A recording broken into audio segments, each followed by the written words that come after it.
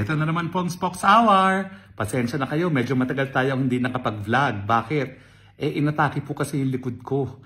Nung kami po ni Mrs. ay nagbakasyon minsan sa Laos, inatake po yan, ang tawag spinal stenosis. No?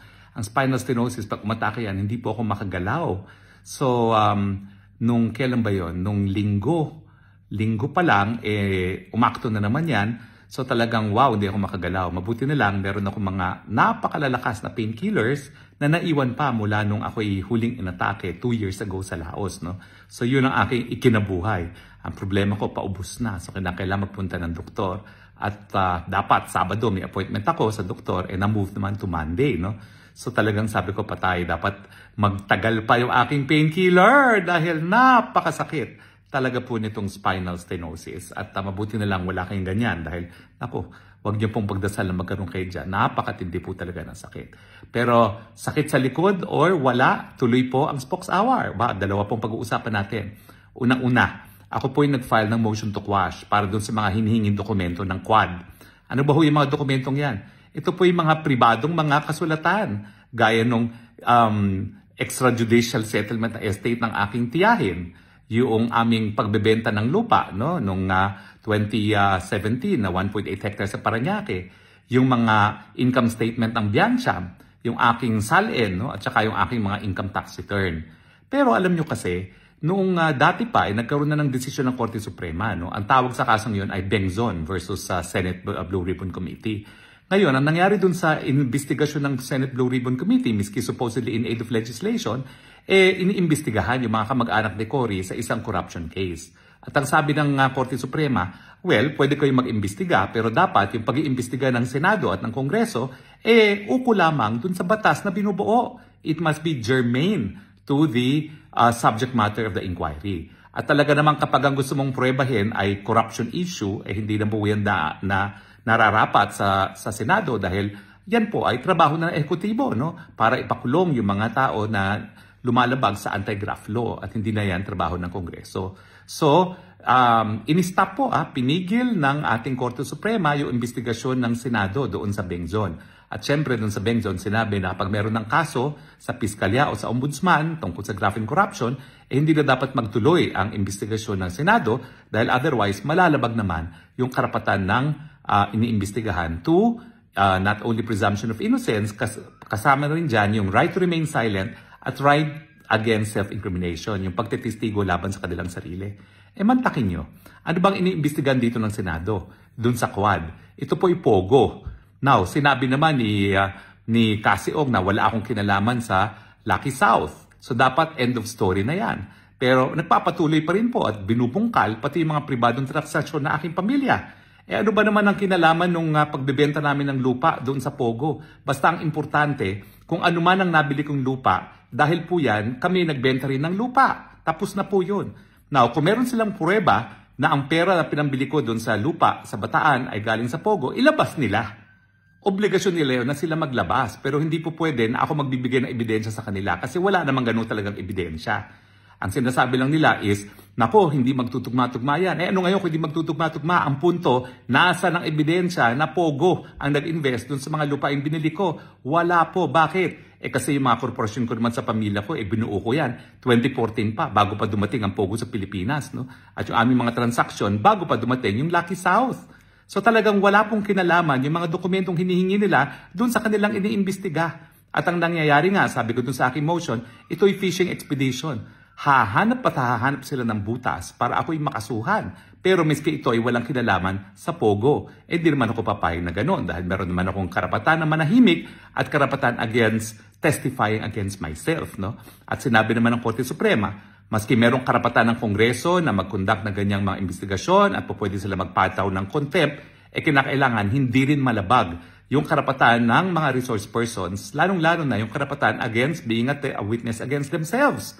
So ako po, I'm acting within my rights para i-move yung quashal ng supina para doon sa mga dokumento na wala po talagang kinalaman na sa Pogo. At ako po, idadaling ko po yan sa kataas-taasang hukuman dahil ako naman yung naniniwala na since nandyan na yung decision ng Bengzon, masusustain tayo ng ating kataas-taasang hukuman.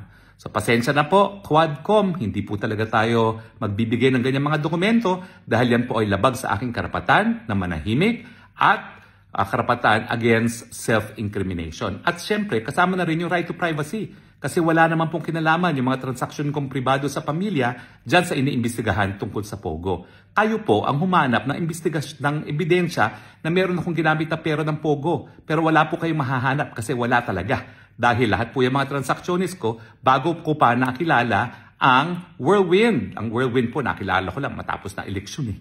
So, paano nyo sasabihin, may kinalaman ng mga transaction ko bago pa mag-eleksyon, samantalang stranger kami ng Whirlwind, no? Until matapos nga po ang eleksyon ng 2022. So, pasensyahan lang po, pero meron po akong karapatan at ako po ay talagang pinaninindigan ko ang aking karapatan. Congressman man kayo, makapangyarihan man kayo, pero meron namang batas na nagpoprotekta sa mga ordinaryong mga mamamayan, gaya ng right against self-incrimination, a right to privacy. O ang pakalawang pag-uusapan natin, abay nag-issue ng Court of Appeals ang isang order na pinapawalang bisa, yung order ng Temporary Protection Order na in-issue ng Executive Judge ng Davao City, no, sa ngalan po ng KOJC at ng Jose Maria College. Now, lilinawin ko lang po. Ang decision nga ay pinawalang bisa, pero pinawalang bisa po yan dahil sa technicality.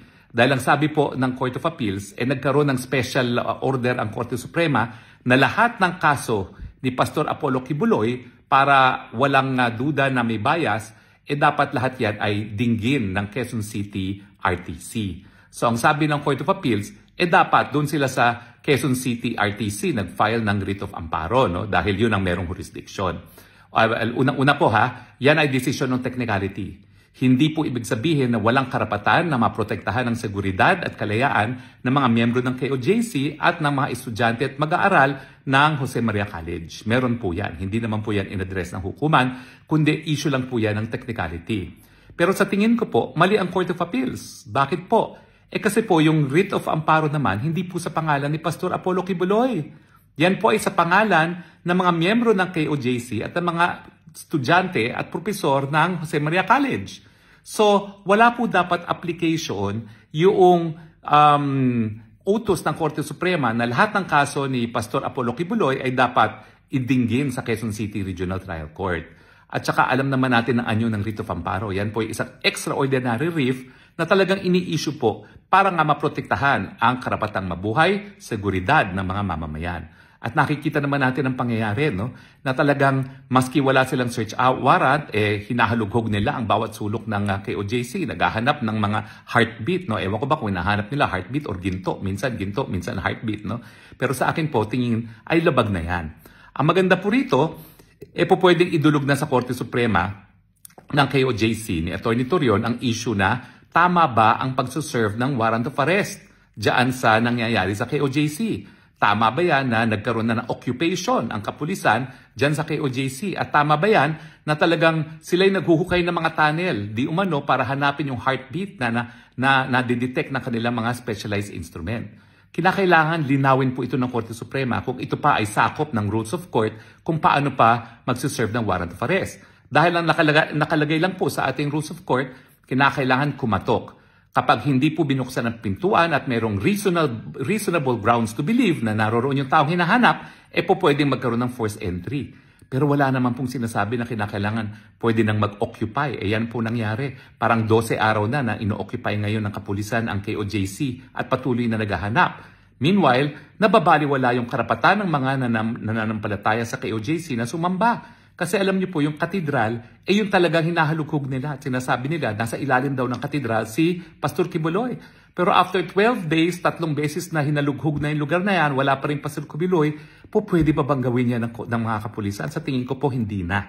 Kaya ako, I welcome this decision of the Court of Appeals para sa ganoon, makarating na sa kataas-taasang hukuman kung ano ba talaga ang tamang proseso sa pagsuserve ng warrant of arrest. Dahil sa tingin ko po, sobra-sobrang dahas ang ginagamit ngayon ng kapulisan at yung kanilang paghuhukay at yung kanilang pag-occupy, wala pong basihan yan doon sa rules of court kung ang pag-uusapan ay service of warrant of arrest lamang.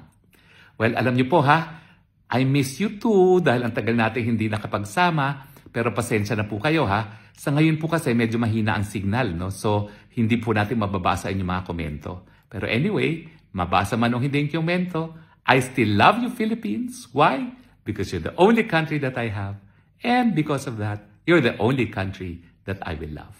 Maraming salamat po sa inyong patuloy na pagtangkilik at sa muli nating pagkikita. Ito po ang inyong spokes ng bayan, Harry Roque, nagsasabi, I love you, Philippines. Bye!